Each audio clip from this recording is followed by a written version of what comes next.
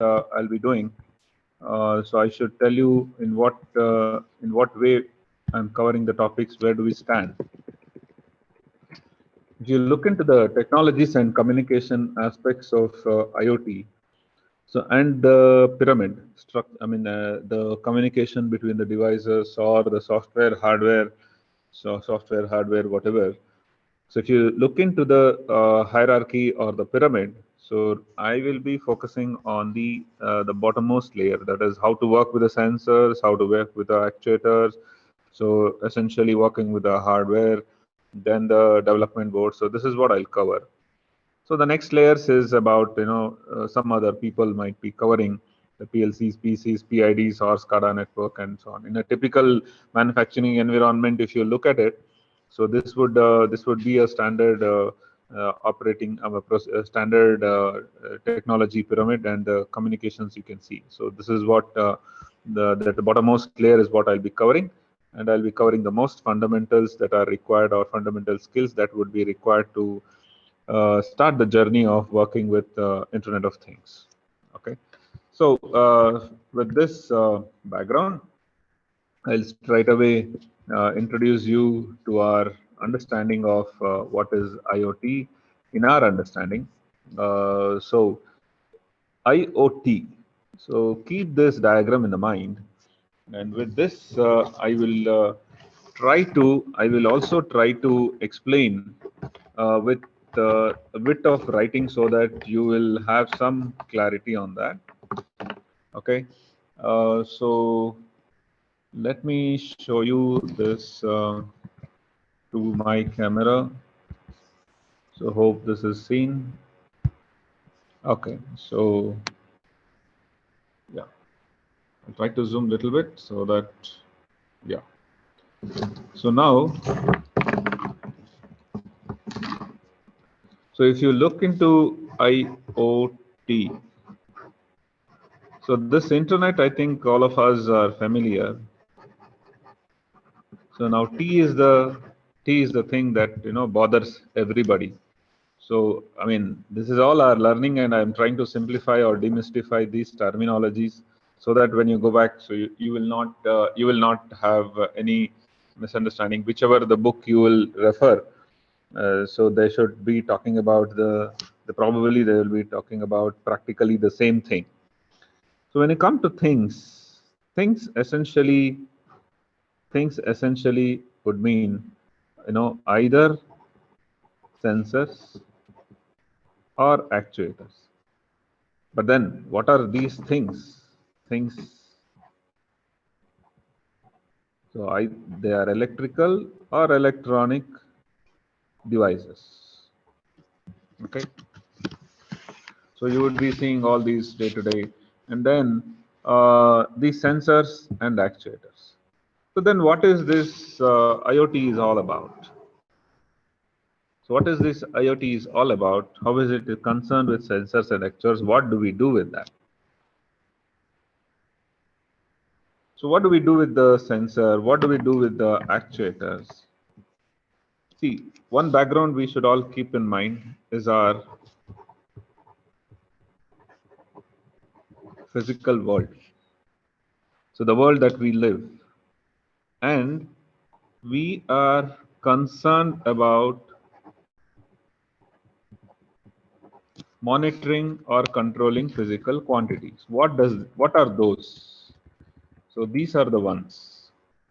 So these are the physical quantities that we will be concerned with.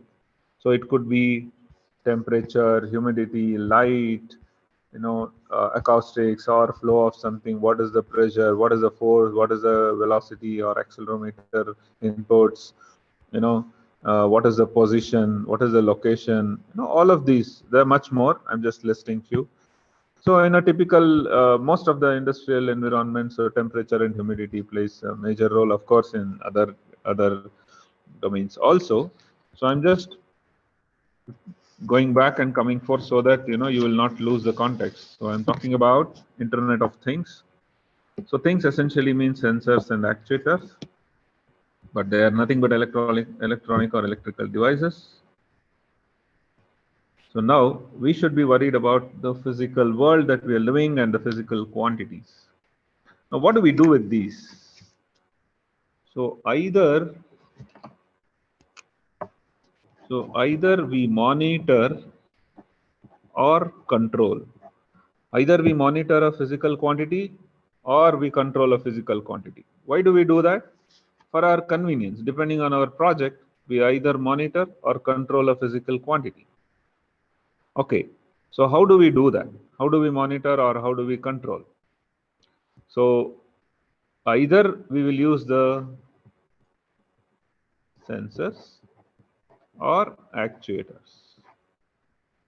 Now, how they will come to know about all these? So how do we ensure that this monitoring and control happens? So all this is possible through development boards.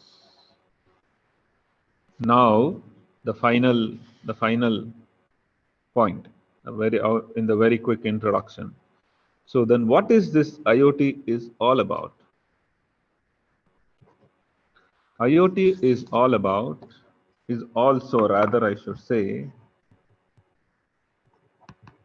one way of programming physical world. That's it. So this is one way of programming physical world.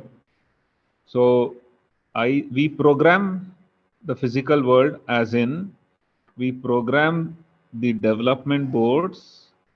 We try to monitor, or rather we try to talk to the sensors through the development boards, or we give some instructions to the actuator so that some physical quantities will be either monitored or controlled. This is all IoT. Now the writing is over. Let us come back to this, and some more examples will clarify our theory. So on to the left, you could see here a lot of sensors, actuators, you know, onto the left, as in here, there is ultrasonic sensor, LDR sensor, there is a here motion sensor, temperature, humidity sensor. So there are a lot of sensors here, and of course this is an actuator. So there are LEDs, there are relay switch, there's a relay switch. So sensors and actuators are there, and there are development boards. Now an interesting way of looking into the programming. What do we do essentially? Let us look into it with a very simple diagram. If you look into it, so I just now told either there will be a sensor or an actuator. There will be more and more, right? So sensor 1, sensor 2, sensor n, actuator 1, actuator 2, actuator n, you can call this, okay? And as right now you saw there are development boards. Development board 1, development board 2, development board n. And we have a network. So this sensor or actuators will talk to one. It might talk to one development board, it may talk to another development board, it may talk to another development board.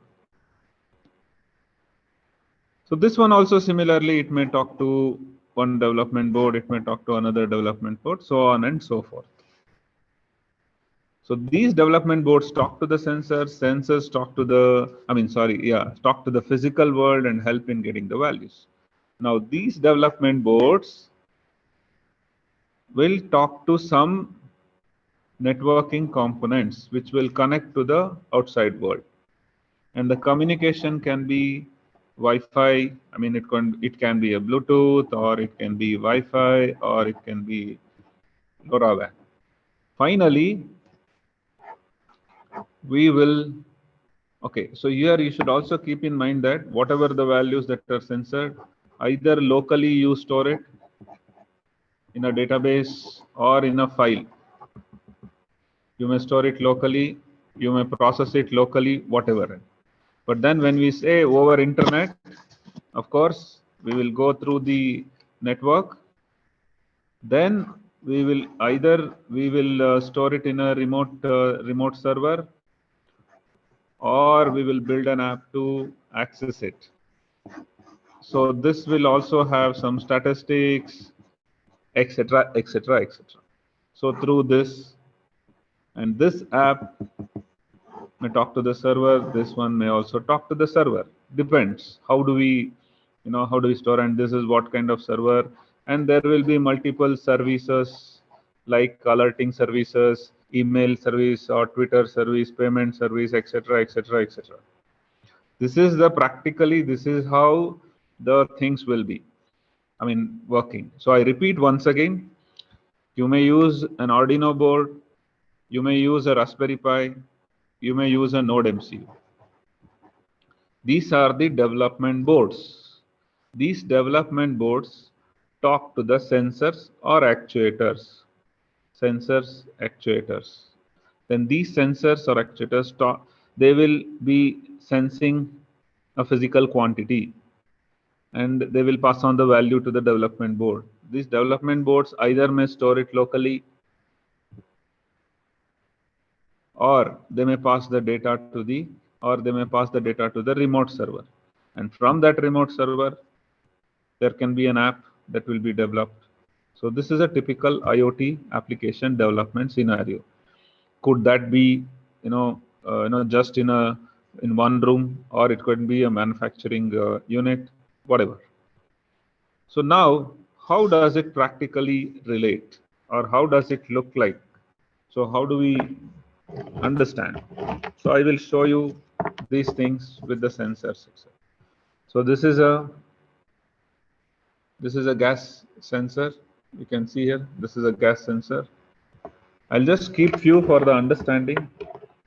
PIR motion sensor. This is ultrasonic sensor. Okay. This is a DHT22 temperature and humidity sensor. There are few sensors. So I'm just keeping it few so that it looks clean for the understanding. Now we need some development boards. So there's a Node MCU, there's Raspberry Pi, or there can be Arduino. So let me just figure out. Yeah, there can be. I hope now you got some clarity. Now, see some boards. Okay, if you take Raspberry Pi, so it will have, it's a single board computer. It will have Bluetooth. It will have LAN connection. It will have USB. Of course, Wi-Fi. Everything will be there. Some boards it will have just Wi-Fi and less computing, less storage. Some boards work with even less, just a microcontroller. It may not have additional functionalities or additional capabilities. For that, we may have to add more and more shields. For example, if Arduino requires LAN connection, we may have to add up things like this, additional shield above this. So you will get the LAN connection. And then, of course, the storage also. So depends on what project we do, depends on what we are supposed to know. Yeah, and then other familiarity that you all have to, have basic understanding is that so this is one is about the app, but then locally, if we want to display something, we need to be familiar with the display devices. So we may use, display device like this, or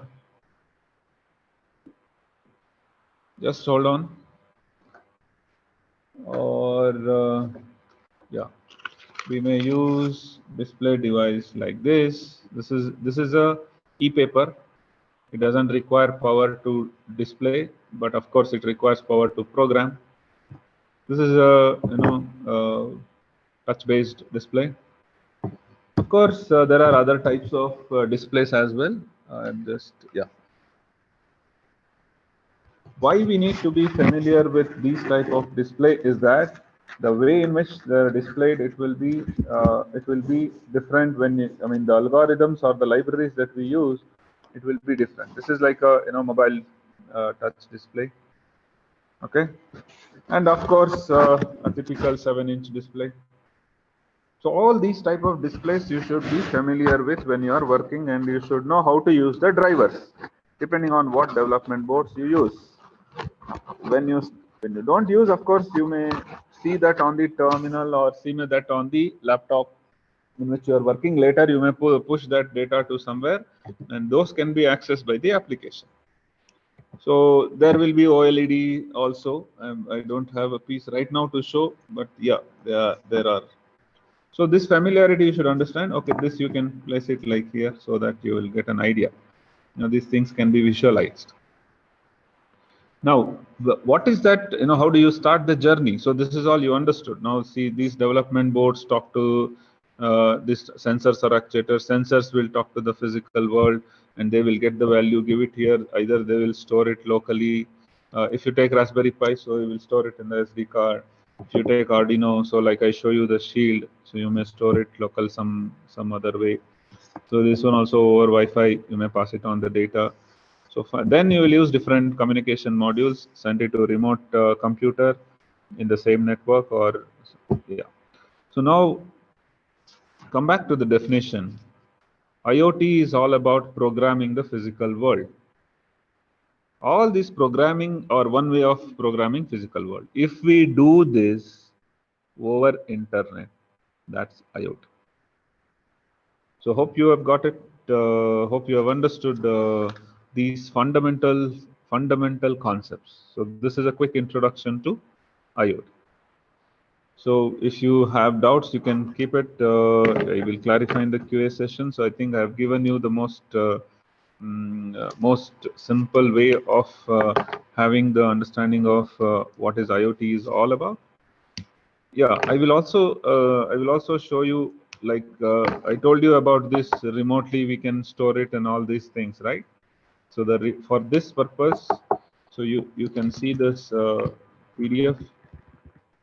Yeah, so you can build a local cloud like this, and you can store all your. You can see these are SATA hard disks, these are processing units, these are essentially these are Mino boards, these are I think Intel boards, these are ARM based boards. Mm, uh, and yeah, so this is, you can see there is a networking, exactly, it's a cloud on the cloud on the table. It's a simple one. It looks, I'm just showing it you big. You can see how the desktop size is, and how this one will be like. I mean, you can learn all the things that are required from the design, development, deployment, everything. If you build it locally, you can take each of these nodes, assign it to some project, and understand so many things. So I'm just telling you, just to show you that you can store it somewhere, keep all the data, and give access only to those who have secure connection, or through the apps you can give only to those who have proper authentication. Okay, with this concept, so let's begin the journey. So how do we start? We'll start with Arduino. Okay, so let me just place the things aside.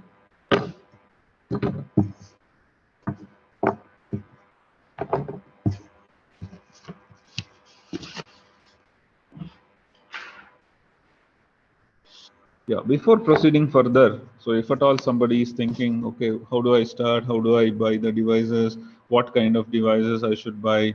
Whether I should buy Amazon? All that is fine. So there are variety of, see, Arduino, you know where to buy. There are variety of kits available like this.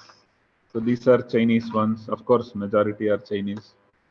And there are standard kits also available. But you will have to spend a little bit more. So the difference is that the way we connect to these boards will be different. Like the cables will be ready, sensors, all that. But then the other ones, if you take, you need to use the proper breadboard and all that. Okay. So this is how you get it. So these are the 3 times costlier than the other ones I showed you.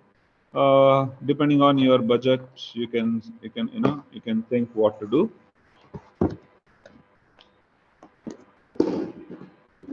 So So yeah. So as per our agenda, I gave a very quick introduction to Internet of Things. Now I'll introduce you to Arduino Uno hardware and the software. Okay. Okay. So now let us look into the Arduino development board. So I hope you remember what is the idea we all have. So the idea is that if at all there is an LED or ultrasonic sensor or a temperature humidity sensor or an IR sensor or a motor to be worked with this Arduino, how do we start? So this is what I'm just covering now. Okay. So we need to understand this board. So you all have to keep in mind, until unless we don't understand this board, we will not be able to work with that. Okay, what is that understanding is all about?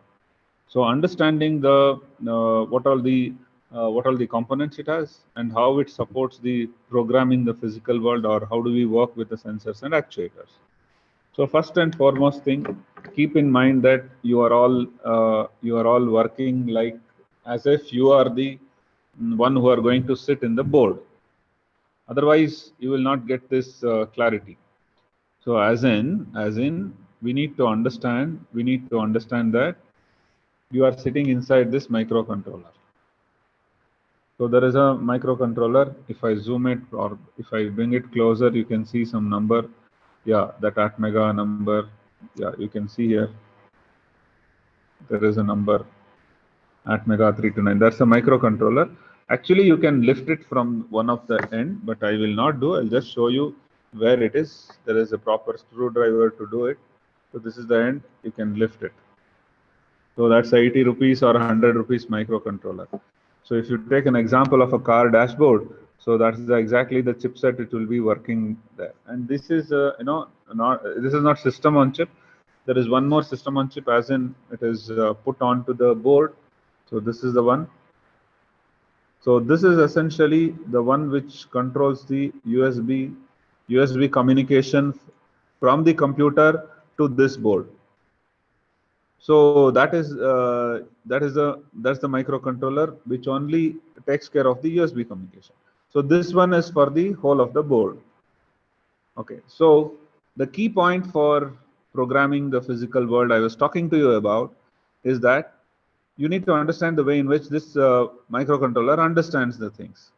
Okay, so other components, this is the way you can power on. This is another way. This is a drum jacket, but at the time you should not do the connection. Only one at a time, either this one or this one. Now, since we connect to the USB, so I think 5 volts is the operating voltage, but the voltage specification, if you look at the product page, you will get the range and all that. So what is sustainable, what is not sustainable, and all that.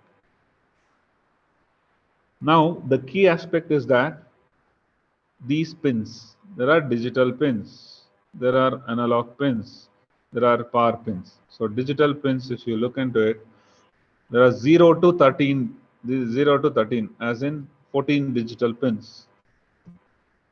Hope you can see 0 to 13. So there are 14 digital pins, and then there are other pins also.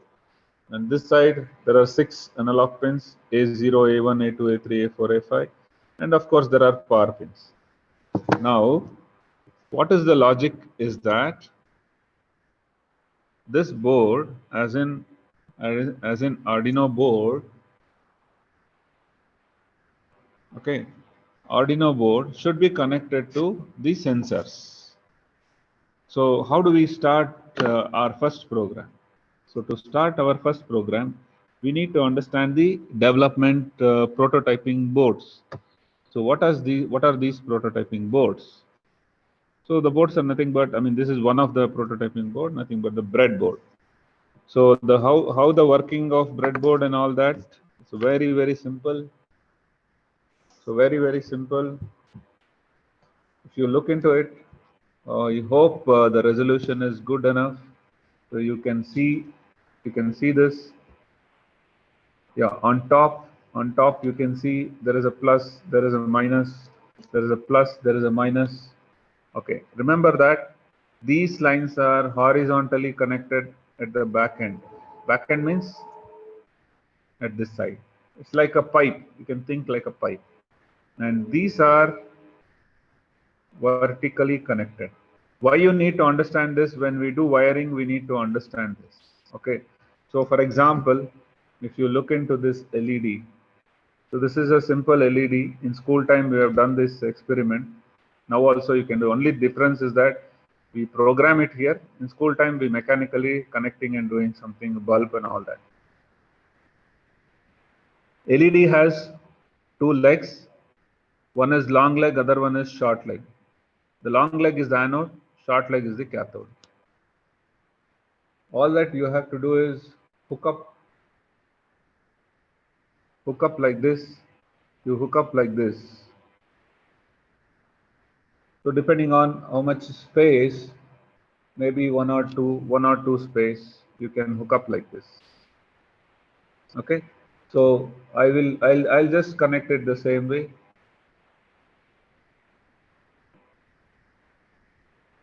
With two spacing, I just connected like this. Okay, of course, directly you can put it onto the board. Of course, you can directly put it onto the board, but then I'm just trying to show you like this. Okay. So then we need to take different types of wires. They're jumper cables. I'm just showing you. So the left side is the anode, and the right one, as in the shorter one, the shorter leg is the cathode. So now to complete the circuit, of course I'm not showing the resistor part due to the lack of time. Okay, so the only difference is that, so before we used to have batteries, and we used to connect light switch on and off. Okay, I'll just show you with the small, I mean, just hold a minute. Just with another battery, I'll show you. You will understand.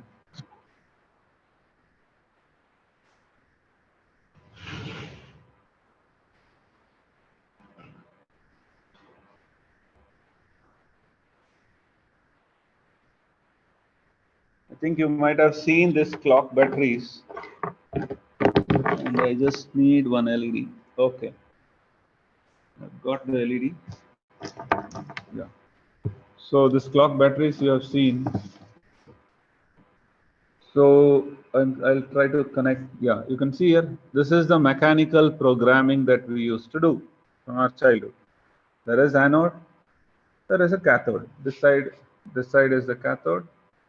This side is the cathode, and this side is the anode. So all that I do is I'll take the longer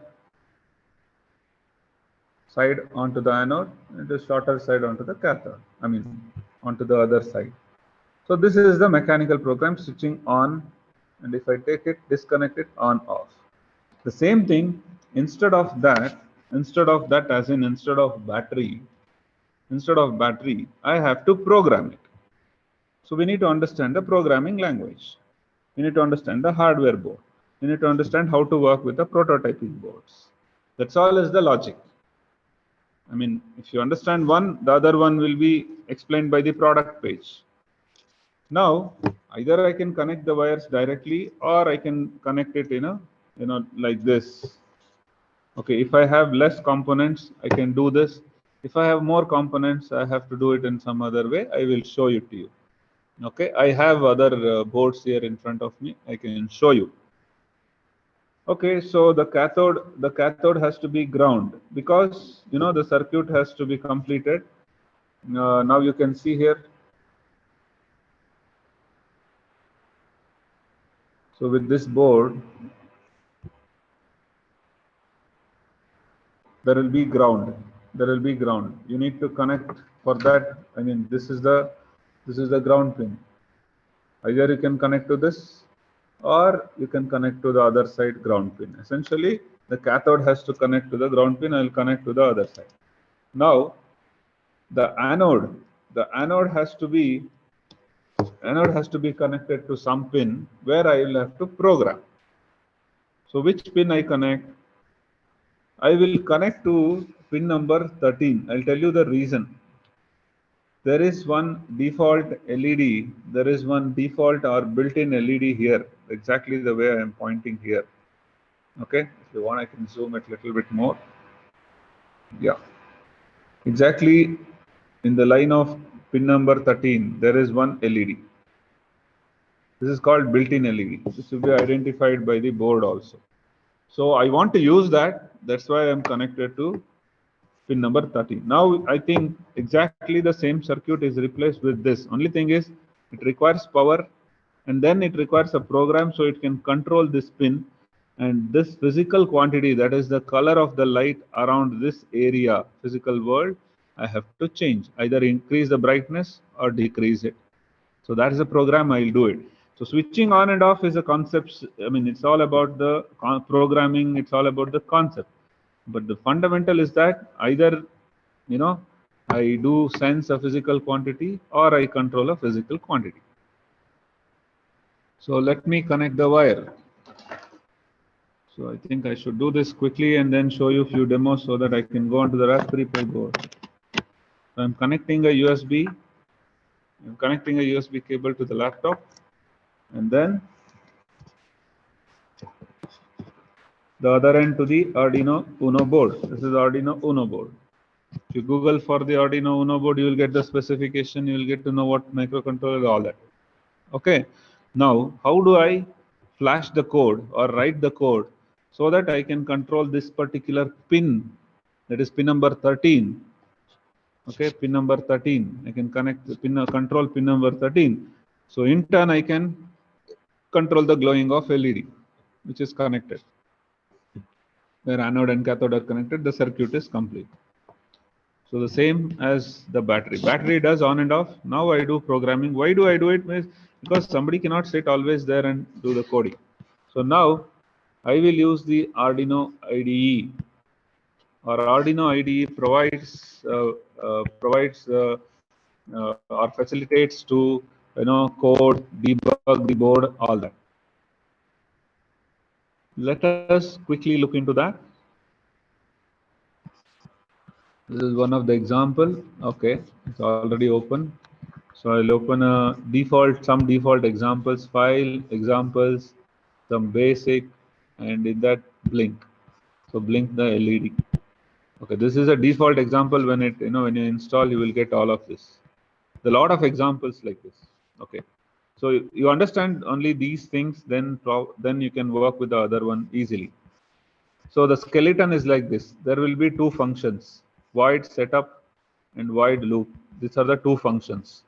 I'm talking about the Arduino microcontroller, and in the Arduino IDE, this is the IDE which helps us to flash the code onto the microcontroller.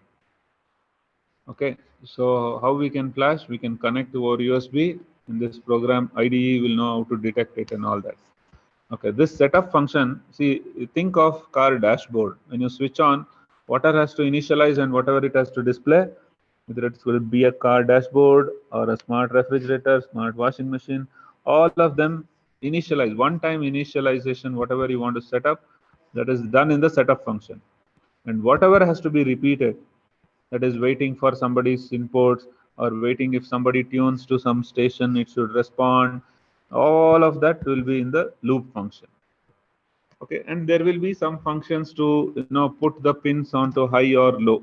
If it is an actuator, you give some voltage by saying high or low. So high represents 5 volts, low represents 0 in the Arduino programming language. LED underscore built-in represents pin number 13 in Arduino programming language.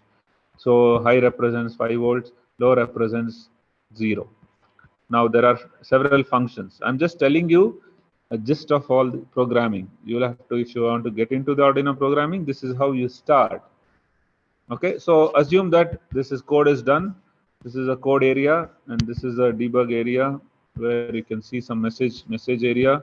You can see at the bottom right which port you are connected to, and here there is a magnifier glass kind of thing which will monitor or which will tell what is the cable that you are connected to. I mean, what is the port. Now in different menu, there is a file menu, edit menu, sketch menu, tools menu. the code that we write here are called sketch files, not the sketching, painting or something. So these are all C++ files, but they are called sketch files, Arduino sketch files. In the tools menu, there is an option to check which port we are connected to. So this is the port that is identified. I'm working on GNU Linux, Ubuntu. So it shows the detect the port like this. Okay. And then in the tools same menu in the board, we should ensure that Arduino Uno is correct. And this program, how it is designed, is it is in such a way that first it will switch on and put the board on. It will suspend the board execution for 1 second, and then again put it on low. So since LED works very fast and the board works in 16 megahertz, we feel as if it is on, off. So how do we compile it? So go to the sketch menu, verify, go to the sketch menu, upload. So if it is successful, it will tell, yeah, it is successful. Or no, there might be cable issues. Let me just check. There might be several, many of the things, so that may happen. Okay, so same thing would happen to you also while you are working. So you should ensure that board are properly connected, cable are connected. Sometimes they get disconnected. So sometimes things may not work also. It doesn't. You need not have to panic. So these are the errors that you will get. When you get like this, either the cable or previously you might have used the USB and then it's not allowing it. But then I can show you, when you do this, it will blink. Of course, I can show you later. I cannot restart because I have connected so many other things and all that. I will show you some ready stuff which I have already done, so you will understand how these things works. As soon as I power on, you will see how things works. You can see here. I mean, that's how we start. You can see I've already connected certain boards because of lack of time. I will show you. On the breadboard, there are 3 LEDs. There is an ultrasonic sensor, yeah, and then there is a DSP sensor. Let me just check whether I have multiple boards here. I'll just see which one will work and show it to you. Yeah, yeah. So, okay, I have one more. Like this, you will go on adding and adding and adding the complexity, and once you are finalized the prototype and all that, yeah. So you will be able to see the proper output. 1 second. Yeah. So here you could see. I'll zoom it. I'll zoom it a little bit. I'll just take off this one. Keep this side. So you can see an LED. You can see an LED. I'll zoom it a little bit. Yeah. You can see an LED, and there is an ultrasonic sensor. As and when I go close, you can see it is showing how many centimeters I am close to. So this is one such wiring. I mean, this is how we start extending. And the same program, similar program, like for the ultrasonic sensor, I was telling you about the LED, right? For the LED, so you can see now what will happen. Yeah, I will take off this. Yeah. So there is an ultrasonic sensor here. So depending on the distance or how close I am to this, accordingly I have written the code so that it will only glow that. For example, initially none of the LEDs will glow. Means as and when I go close to say 25 centimeter, green will glow, then blue, then if I go too close, then red, all of them. So likewise, likewise many things can be done. I'm just showing you how the journey starts and how people add complexity, and finally after prototyping, how people build boards like this. So there is a difference. There is a difference between this board and this finished board. There's some purpose here. Actually, one relay switch you can means like a door lock opener kind of thing. So you all have to understand a little bit of PCB design and all that. Then probably you will also be able to do it.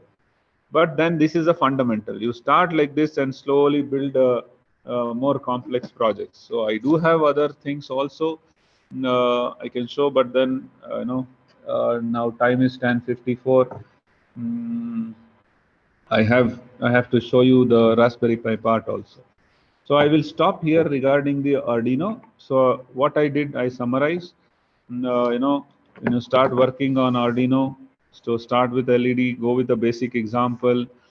Start using the Arduino IDE, check the proper USB ports and cables. Once you start working with LED, start working with sensors like temperature, humidity. Temperature, humidity sensor, or gas sensor, or LDR sensor, or PAR motion sensor, or flame sensor, or heartbeat sensor. Like this, you can go on and on and on and experiment all of the things that are available. Then you can work with, water temperature sensor, then buttons, then accelerometer, different display devices, so on and so forth. So once you start working with the components, so you will get some thoughts about how do I add more complexity like this. So you start, you will start wiring, then you will understand how do I work with the display devices like smartwatches have these OLED displays. So like you saw, I just showed you already, right? So like that, you should start extending the works. Then if you want to build a home automation system, then you will look into, sensors like this, input pads like this. So I hope you have got some thoughts. Okay, so that's about the very basics introduction to the Arduino programming. And then how can you build small projects or combination of tasks. Now, regarding the Raspberry Pi. So where is the Raspberry Pi? Hold on. Yeah. So there is major difference. There's a major difference, as in Arduino is a microcontroller based tool, and Raspberry Pi is a microprocessor based tool. There's a microprocessor. It's a single board computer. So only difference, the other difference is that this Raspberry Pi exposes the pins. Okay, Arduino give it as a hooks, heads, so where you can hook up. This one also you can hook up the wire, but this exposes the pins. This is a microprocessor. There's a difference. This is a Raspberry Pi 4, which has dual display. This is Raspberry Pi 3. Okay. So what I have done is here I have set up.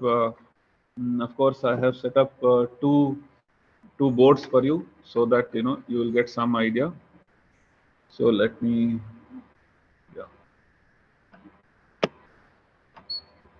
Here you can see I have one monitor connected to one Raspberry Pi, another monitor connected to another Raspberry Pi. So the Raspberry Pi of one of them are here. Okay, so 1 second. Yeah, so here is the Raspberry Pi and one Arduino that's there just lying there. Okay, this is a Raspberry Pi. Okay, that's one Raspberry Pi, and another Raspberry Pi is also here. Yeah, this is another Raspberry Pi. So I have two Raspberry Pis connected. But then let us do some fundamentals. So then we will understand how to work with that. Okay. So then you can go on with the other stuff. Okay. So let me zoom in. I hope the fonts are fine. Let me fix this.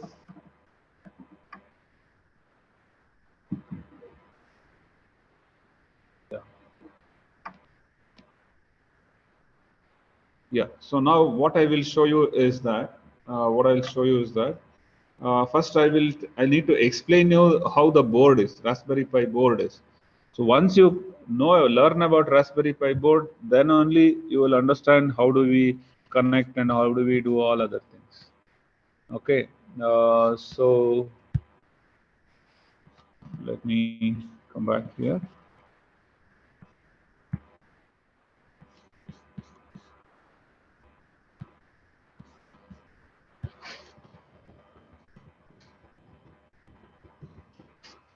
So Raspberry Pi pinout.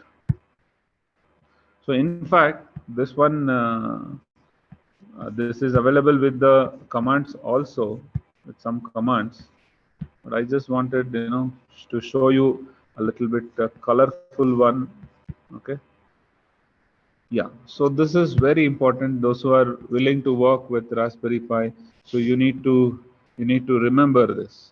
So if you look into the Raspberry Pi 3, Raspberry Pi 3, so as in you saw this board. Of course, what I kept was Raspberry Pi 4. You see this Raspberry Pi 3. There are pins. There are certain pins on top, right? There are pins. Okay. So how these pins are numbered? How these pins are numbered? So that you need to understand. If you don't understand that part, so then it would be little difficult. It will be difficult for you to learn the programming with that. So let us look into how the pinouts. Usually they call it as pinouts.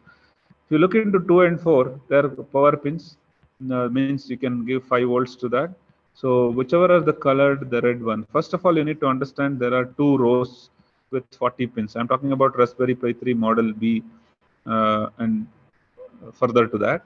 So there are 40 pins totally, and the line in which towards the edge are even number, the line towards pin line towards the boards are odd number.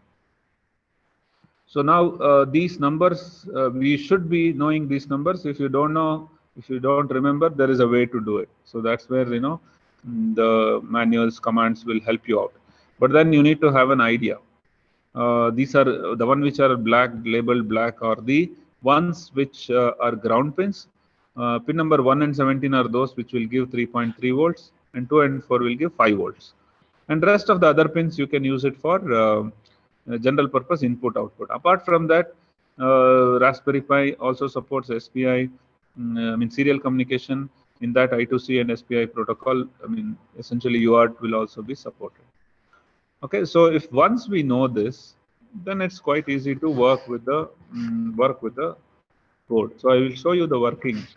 So if you look into the screen here, so I will open the terminal. So hope you will understand those. I'll show you the basics and then quickly the demo.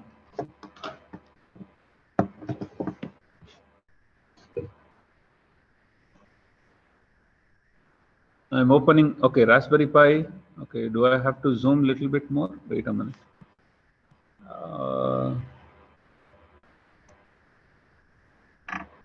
Yeah, I think this will be good. Yeah. So now this is a GUI that you get, desktop that you get when you install Raspberry Pi. So these are all the menus. So how to install all that is not my focus. There are some, you can install Arduino, you can install other IDEs, etc., etc. So I'll open a terminal. Of course, the browser also works. Okay. And then, yeah, there are IDEs. I'll open a simple terminal. So from the terminal, now you could see the terminal is opened. So here what I'll do, so I'll start simple. So we will use Python to work with the Raspberry Pi as of now. So even to start prior to that, we need to know there are 2 ways of numbering the pins. Pins, as in I told 40 pins. There are 2 ways. One is with respect to the manufacturer, and the other one is with respect to some of the developers. As in, one is with respect to Broadcom chip manufacturer, and the other one is with respect to the board mode. Essentially, some developers develop in that, when the libraries they develop, they follow that. Okay, so one command you all have to be familiar is to understand if something is missing. You need to type this. You need to see. I mean, if you want to see what is the numbering and what is the board you are connected. See, this will only tell what board you are connected and what are all present. These are the pin numbering, etc. Then there is another command, GPIO pinout. So these are no, sorry, GPIO show all. So, okay, 1 second.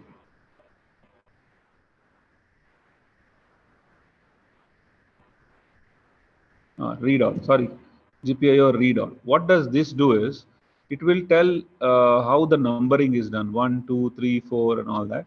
So these are the learning path. This is the learning path. So you should understand these things. So now I have done till here. When we are working with Python, and especially when you are working with Raspberry Pi, when you are working with Pi, so commands you should be familiar with: GPIO, GPIO read all, then pinout. These two commands will help you if at all you forget any of the numbering convention. If you look at the last column, that is the BCM numbering. That is the BCM numbering given for the physical pin numbers. Okay, this is a BCM number. I think you can understand. So BCM is one, physical pin numbering is another one. Anyway, right now I may not be in a position to explain in detail about all of that, but then I will show you how to work so that you will get them some familiarity about these pin numbers and all that. Okay, so how am I connected to these boards? Okay, so let me show you them first. How to which pin what is connected, I should show you. So if you look into this, see one blue color device, 3 LEDs, 1 button. Okay, so some numbers to some of the pins they are connected. I will show you to which pins they are connected. So, but you should understand that I have connected those. So if you look into this, see here, there's one DHT11, 3 LEDs and 1 button. Okay. Yeah. So now let us be in this window.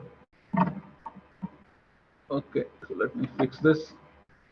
Okay, fine. Yeah, hold on.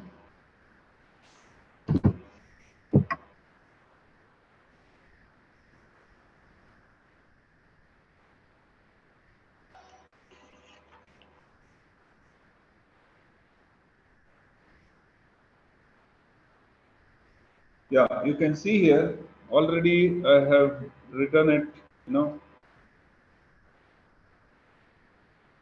that is one button connected to pin number 16, and then DHT11 connected to pin number 29. Pin number, essentially the data is connected to some numbers. DHT is connected to pin number 10, and then red, green, blue. Okay. So some numbering is followed. I will tell about this numbering after, little bit more if time permits. But only all that you should remember is that this BCM and board mode. Why? Because where the devices are connected, that's very essential. So I need this while giving demo. Also, I need this while understanding where the devices are connected. See, when I write the code, as in when I show you the programs here, so I should know to which pin I am connected what. Okay, otherwise how will I understand? Okay, so I will show you how to work with the DHT sensor, how to work with the button. Okay, I will show you how to work with LED, how to work with the button and LED, etc., etc. I will show you. That is the agenda. Okay, so B1, before going to that, so how is the learning path should be? So the learning path should be like this. If you don't know Python, you should learn first Python. Okay, so then how much hours is required? Some people may ask. See, it all depends how much time you spend. So if you just want to do whatever I show, so it may require only 1 or 2 hours. Okay, now you see, I'll say A is equal to 5, B is equal to 6, then A plus B. So since Python interpreter will automatically take the type and it can understand plus and all, that is fine. Print A plus B also will work. Okay, so you can do mathematical operation, etc., etc., some default things. But then now you all observe, if I type square root of 4, it says it's not defined. I don't know what is SQRT. But then I know I'm just telling you. So SQRT is a function that is defined in a module called math. So now if I repeat that SQRT, it will give me the okay. So it will give me the, I mean, if I access it through the math module, so then it will give me the result. The same thing you all need to understand is that there is a library to work with the sensors. That is all you need to understand. See, from the command line only, I will show you. You may not see the, you may not be able to see the, output of the LED because I have to keep turning around. But then I will show you each of the line how how to work with that, so that you will be convinced with this. So now you can see, I'll restart. I mean, I will again show from the beginning. I'll start Python interpreter. I'll increase a little bit fonts. Okay, now I will import the Raspberry Pi GPIO. Raspberry Pi has released a GPIO library called GPIO. So we are importing that module. Okay, as GPIO means a variable name. So and then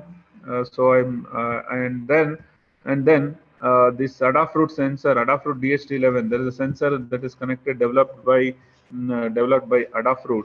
So I will also have to import that. If we get any error in this, that means we have not installed the library. That time you need to figure it out how to install it on DHT library. That process I'm not showing it due to time constraints. Assuming that it is done. Now we will initialize this with, I mean, we declare some variables. We declare some variables here. We will declare some variables. What is the variable? So we will assign DHT, Adafruit underscore DHT is the module we have imported. From that, DHT11 is the device that is connected, and we will assign that to the variable called sensor. Now there is a pin. We need to fix the pin. I told pin number 15. It is connected since it uses BCM mode. BCM mode. I know that I have connected to that, so I'm just typing that. Okay. I'm not typing it because of the time constraint. I'm just showing it from the terminal so that you all will get confidence about it. Okay. So now humidity and temperature. I will take the value, and I mean to say that I will read the value through the function called retry, and save that values in save those values in two variables. Now you could see if this is not able to read, it will not be success. It will show, I mean, if the device is not functioning or any other issue, it will prompt the error. Now I can print those values, humidity, and then you can see temperature also. But the same thing if I have to put it in a loop continuously, if I have to do, then all that I have to do is put it in the while loop. So the same statement as in in the while loop. All that I have to do is 1, 2, 3, 4 spaces. We'll take it as a we'll take it as the block of code. So now the same one, it will keeps on repeating. Of course, the only problem here is that I have to print them. So print some, here there is a statement, so let me use that statement.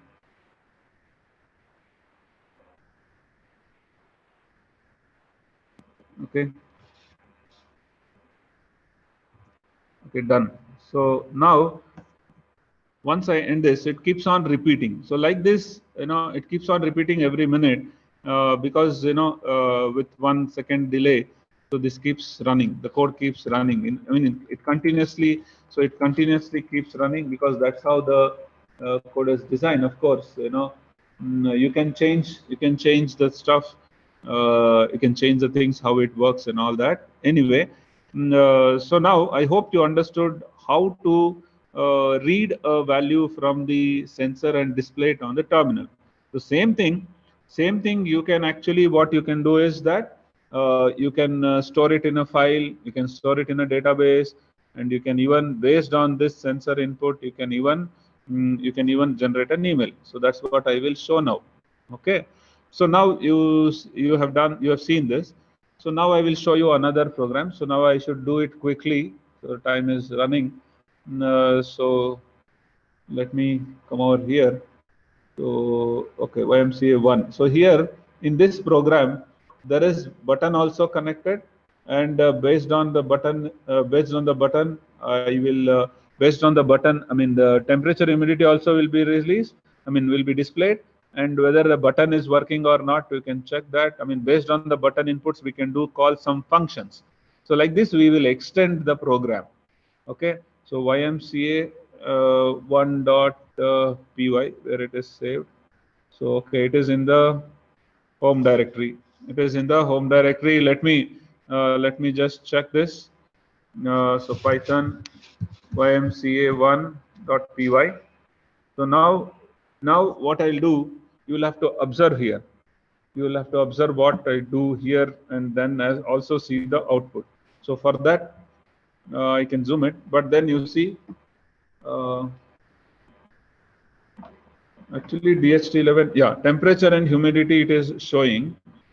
But then when I press a button, you can see here, I will press this button. Okay, and there you can see button pressed, released. So like this, I can keep on repeating. But then parallelly, since that DHT11 code is the temperature humidity sensor code is running in the while loop, so that will also display the temperature and humidity. Okay, so now like this, you can keep on extending the code. Like assume, say there is a raise in the temperature, and you can press a button and email has to be sent. Okay, to that's the one which we can extend the program to. I think, let me just check if there is anything else. Yeah, so now I have another program also to show you, like an user can say how many times I have to blink, like say an LED can be blinked depending on the, I mean taking the user input. It can be voice input, it can be text input. Here we can take the text input, where it is, yeah, P1.5. So the same, so I will run Python P1 dot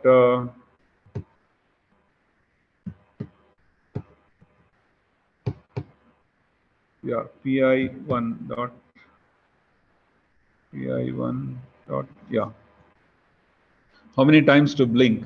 So I will take 4, so that by the time I bend it I can show you. Okay, so now you can see the LED is blinking for some number of times. So any action, I mean depending on user input, some action has to be taken, so the code comes out of it once it finishes. So like this you can build the programs accordingly. So now what and all we covered. So we covered how to work with the temperature humidity, we covered how to use the button with the temperature humidity, and then of course how to work, I mean take the user input and work. Okay, so now what we do, I have another Raspberry Pi. I have another Raspberry Pi here. So where the same program, I can extend it for sending the email. I will show you, but you should remember the context. You should remember the context, as in, see, what did I do previously? I worked with the DHT11 sensor, I worked with the LEDs, I worked with the button, and I mixed with button and DHT11, right? So if you remember that, then I think this one will be easy. And also you should remember that I worked with the RPI.GPIO library, how to work with the RPI.GPIO library. Okay, so I will show you how the circuit, okay, one second, where is the mouse? Yeah. So it is designed like this. Yeah, look into the setup. Yeah, there are two buttons. The two buttons, one DHT11 sensor and a common cathode RGB LED. Okay, when a button is pressed. So now I will show you first. By this time, you have understood how to respond or how to see the output when a button is pressed. Okay, so now how to send email. This is what first thing you need to understand. Okay, see here, there is a library called SMTP-lib. In Python, this will take care of sending emails, and we will use the Gmail service. So how to use Gmail service, how to work with all this, I mean, you need to understand, we need to spend some time, but I'll show you the output so you will have some interest about it. When you send an email, actually what happens is, first we will actually talk to the Gmail, and then if with our okay, just a minute, with our, sorry,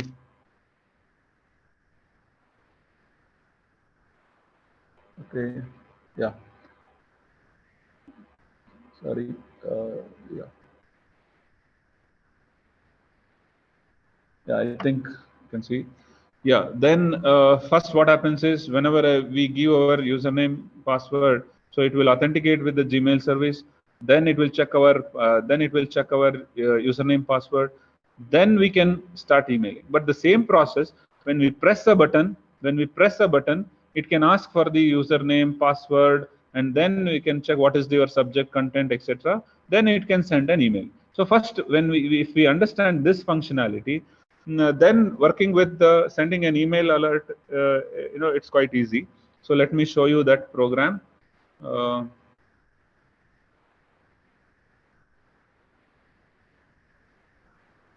okay, let me zoom.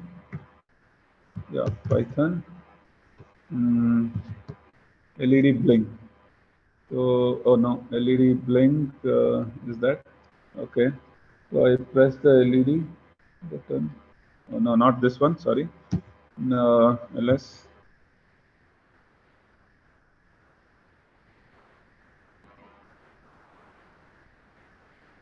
Yeah, I have two programs. 1 second.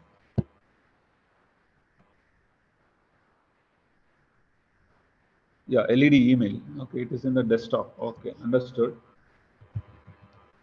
CD desktop Python LED email. LED email. Okay, so now I will press a button. Let me see if okay,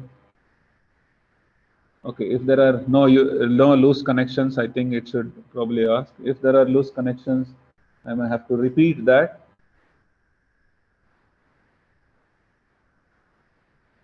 Okay, so probably there is some loose connection. So let me just check that, and then okay, I will try it again. So I'll try this. So it's not connecting to the error occurred. Let me just check. Yeah, net is there. Yeah, so net is fine. Yeah, it is checking for the authentication email and password, and then it should prompt it. Okay, so let me check. There is one more LED with yeah, button and temperature email. Okay, so let me just check with this. If both are not working, so then button. Yeah, so there is a small issue with the connection. It might be loose connection. I'll just fix it. It may take 10 seconds. Just hold on.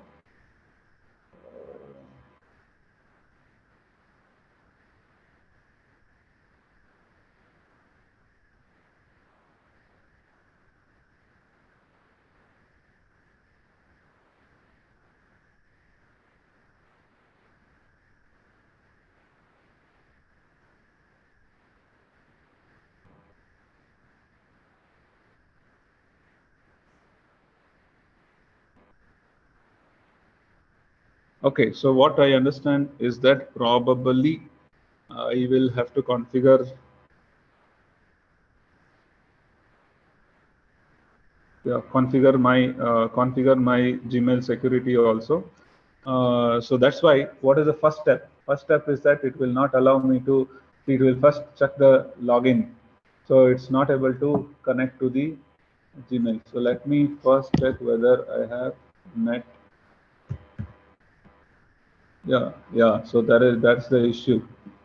Connection to this. So let me again reconnect.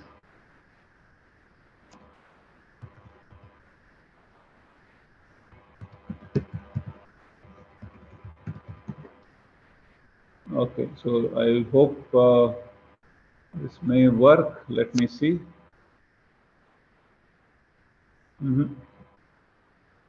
So ping. Yeah, anyway, net is there now. Yeah, ping successful, logging successful. That means to my account. Now I will press my button, one of the buttons. So it starts sending the email temperature and humidity. Okay, so now here I have kept that, kept my email account open. So let me just check. I'll just refresh it.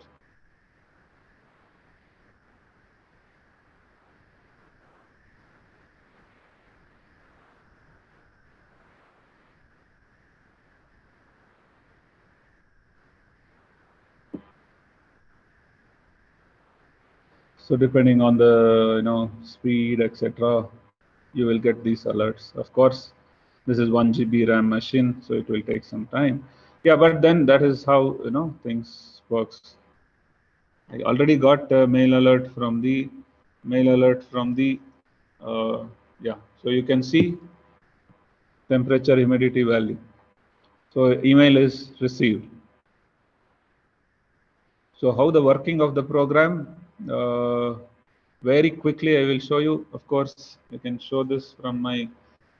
I mean, loading will take time, so I will explain the code, and from my mobile only, I will show you that these things.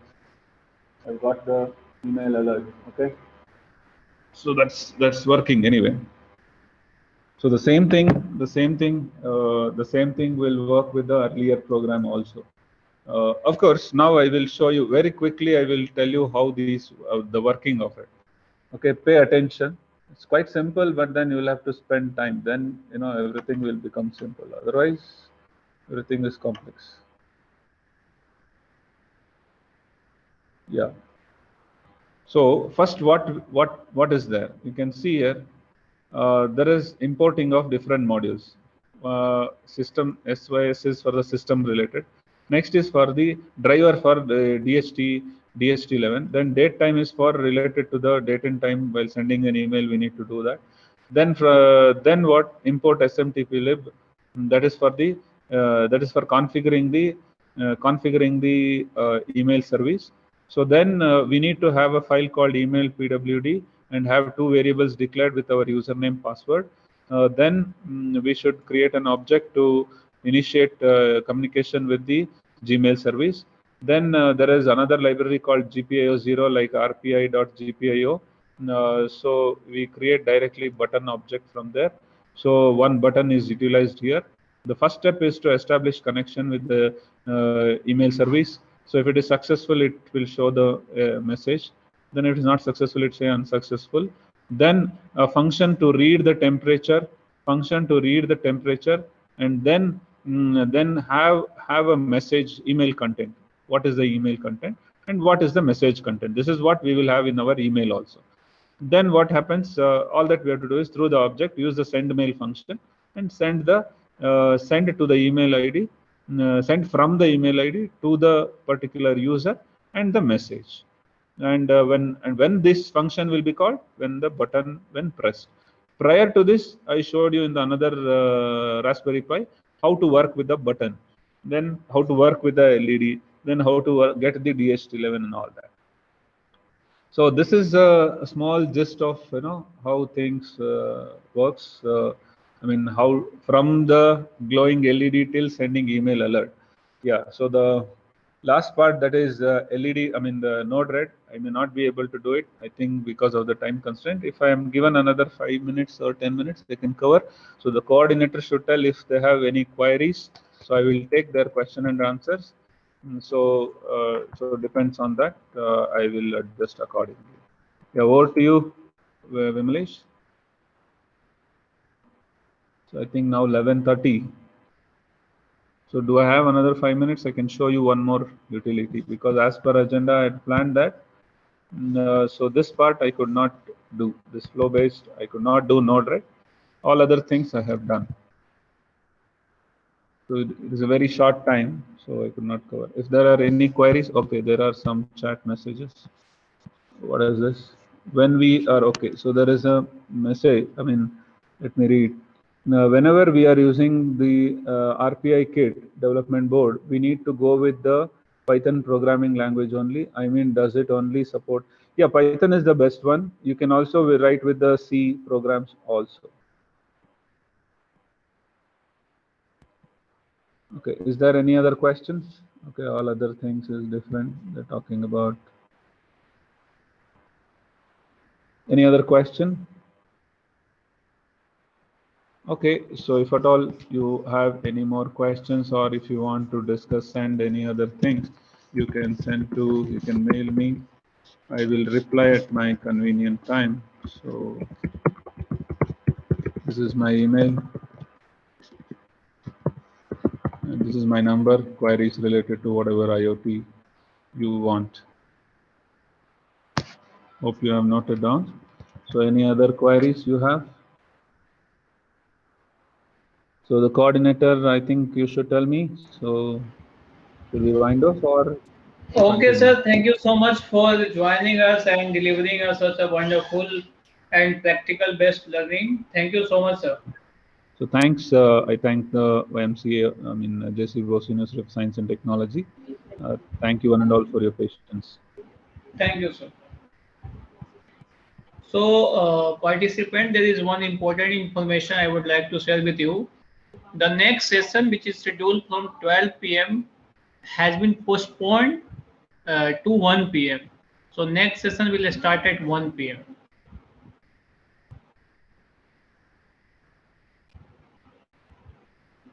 The next session will start at 1 p.m. Thank you. Thank you all.